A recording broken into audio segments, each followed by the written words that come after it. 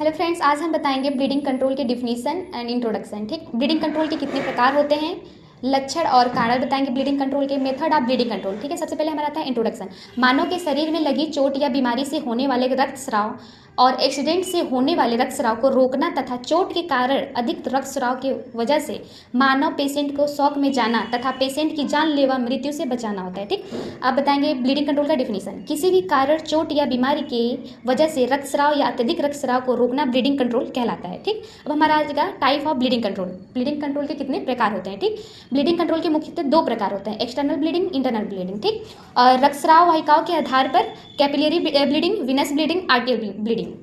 सबसे पहले आ जाएगा एक्सटर्नल ब्लीडिंग। यह शरीर के त्वचा के अंदर चोट लगती है जिससे शरीर के बाहर ब्लड आता है। ठीक, उसके बाद से आता है सेकंड इंटरनल ब्लीडिंग।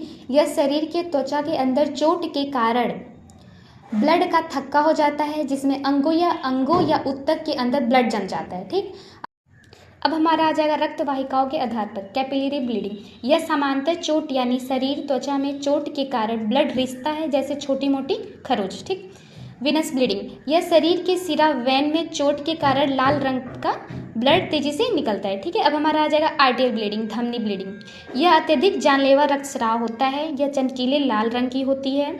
अत्यधिक ब्लड तेजी से निकलता है जैसे हृदय के दबाव जैसे फुहारे जैसी ब्लड तेजी से गिरने या निकलने लगती है।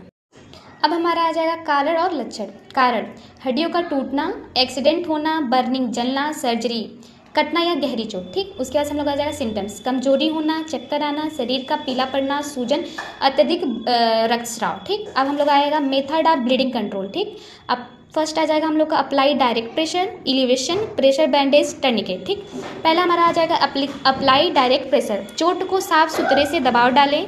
ठीक, दूसरा आ जाएगा इलिवेशन, ब्लड के स्तर जहाँ से आ रहे हैं हों यानी हाथ को ऊपर करना यदि संभव हो तो।